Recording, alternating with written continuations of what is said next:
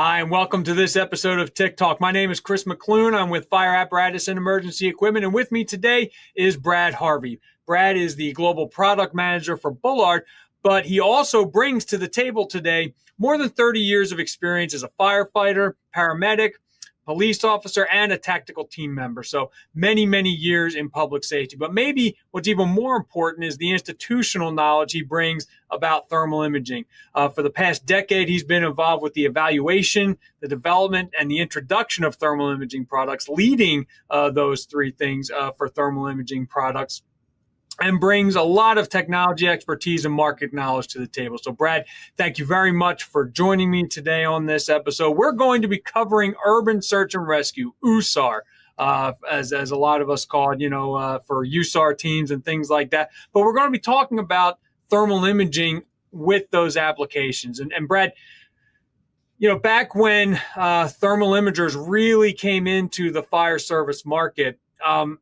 and even today, most of the time we think of them as firefighting tools or tools that we're bringing with us for firefighting. They help us become more efficient at what we're doing there. But over the years, although the designs haven't changed a tremendous amount, we have learned to adapt what we're looking at on those screens and reading and digesting the information on those screens to more than just firefighting. So to get us rolling here, how can thermal imagers be used for USAR applications? Yeah, so you bring up a great point.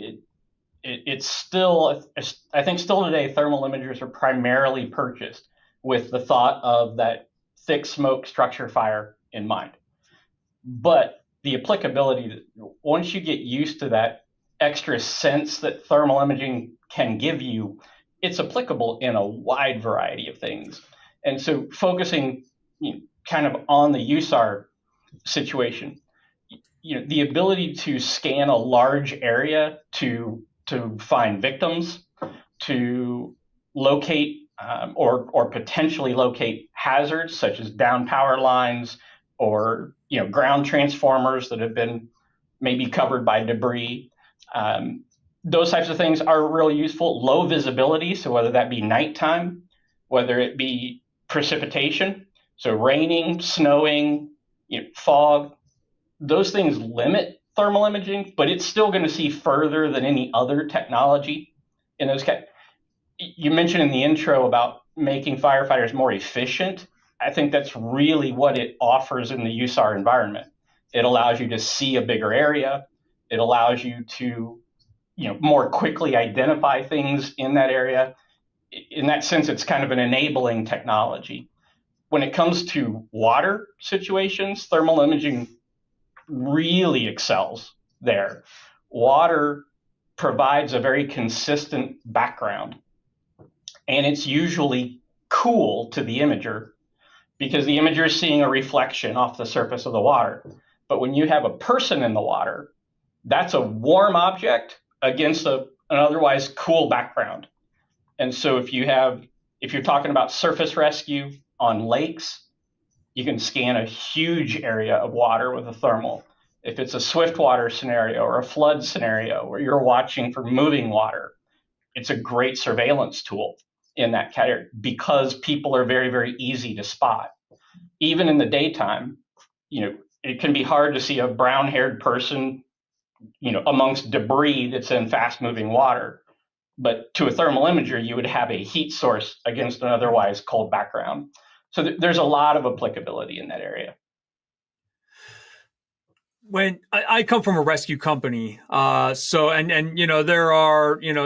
technical rescue background there as well. And usually when I think of USAR, I think of those technical rescue type of scenarios, building collapses, confined space, maybe a trench.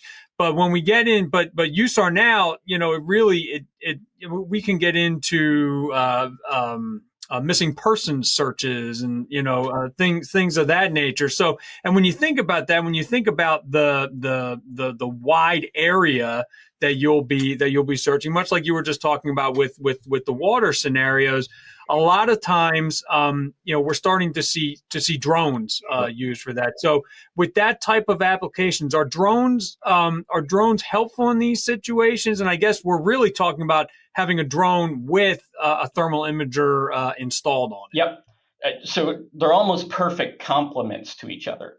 I mean, for obvious reasons, the drone gives you the aerial view, so you can see a much larger area. I think drones also can more quickly access areas that are tough for humans to access. So they can quickly, scale large hills or search a ravine where it might be hazardous for a human. But one of the limitations to aerial thermal imaging is that it can't see through anything. No thermal imager can. Mm-hmm. So the visibility depending on the terrain and the wilderness, the visibility of an aerial is going to be obstructed by the canopy of bushes and trees and those types of things. And so that's where the handheld thermal imaging really becomes complementary to it.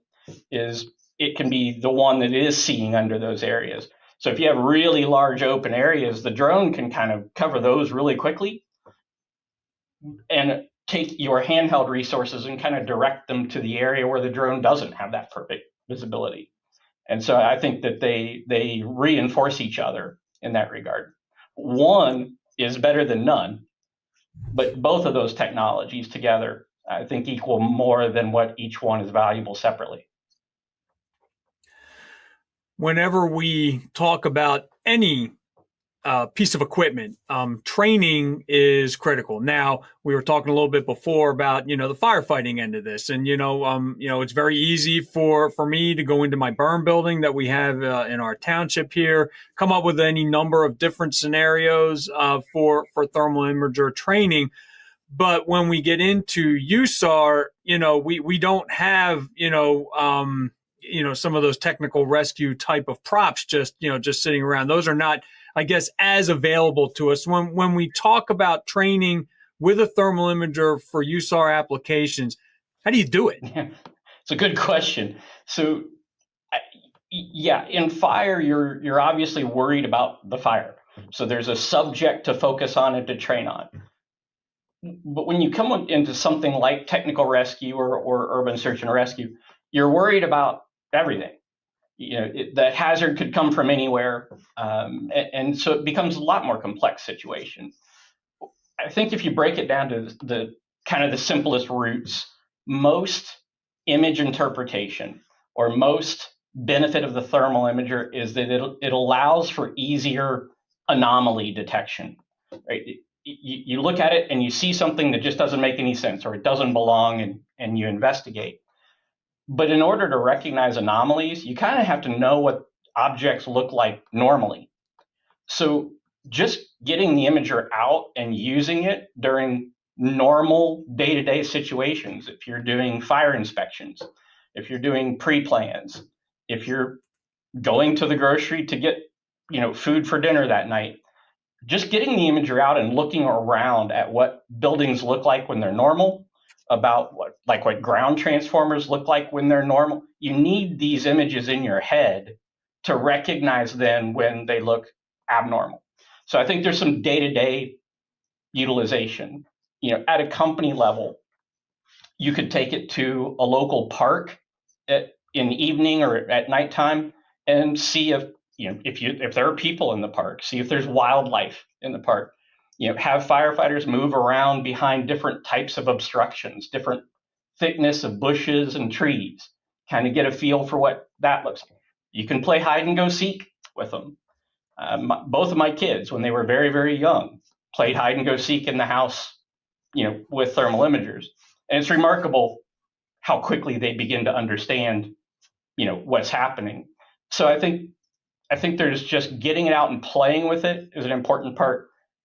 The other thing, and this is just my opinion, but I think in this scenario, in urban search stuff, it maybe doesn't make sense to have a training on thermal imaging. It's more about incorporating thermal imaging to the training topics you're already conducting. If you're doing a confined space training, just make thermal imaging a part of that. If it's a structural collapse, victims covered in debris can look like the debris, but the thermal imager is going to see the heat of the victim. And so if you're doing water rescue, ice rescue, just make sure that there's a component of that training that involves thermal, so the guys and gals can understand what these scenes look like and start to internalize how this could be valuable to them.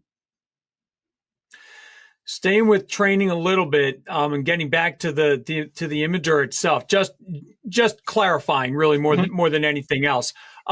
With the images that you are interpreting for urban search and rescue, is there any different training you need, or different lessons you need to take to know how to interpret the images that you're seeing versus taking it into like a firefighting scenario? That's a good question.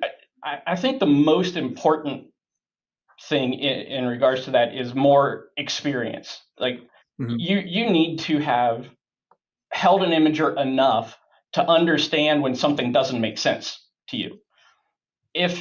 And then from that scenario, so it's not every scan of the imager that you need to be worried about false positives or false negatives, but you need to, if what caught your attention was part of a vehicle in a parking lot, that had some debris on it, if part of it looked really, really hot, then what the imager has done is it's made this vehicle stand out from all the other vehicles.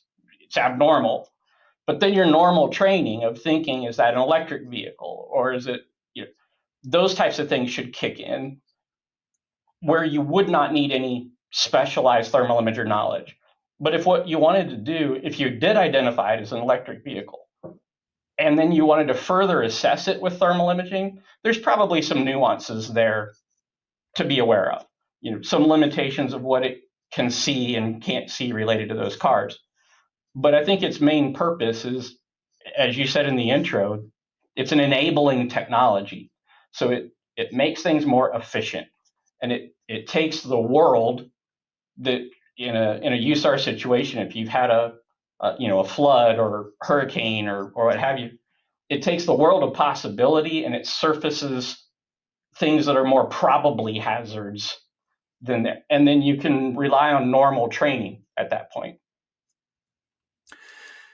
Kind of keeping with this, and you touched on a couple things a couple of answers ago. There might be some elaboration you can do, and that's what are some things that challenge the effectiveness of a thermal imager in the urban search and rescue settings that it would be used in? So background temperatures is going to be one of those.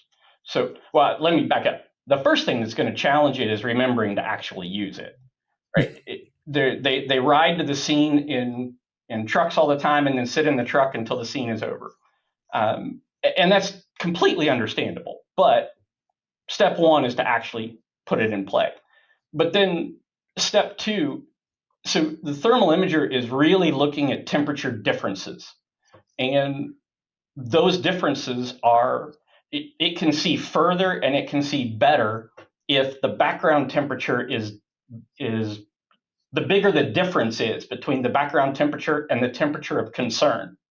So if it's 120 degrees in Phoenix, people are substantially cooler than that, and they're going to show up fine. And then if it's 40 degrees outside, that's a really strong, cool temperature, people will show out fine. It's when the background temperature is approximately the same as a person that the person can get lost in the details. It doesn't stand out as much. So I think background temperature is one. Precipitation, like I said, rain, sleet, snow, fog. Thermal imaging can't see through water. So those things are limiting to thermal. But thermal is still the tech that can see the furthest in those scenarios, which is why you're seeing a lot of thermal imaging related to automated driving systems, is that thermal can see things through even obscured environments better and further than just about any other tech. So again, it's enabling. So that limits it. And then I really think that the only other limitation would be your training and experience with it. If you're not accustomed to what normal things look like on thermal imagers, then you're just slower at recognizing the abnormal stuff that you should be concerned about.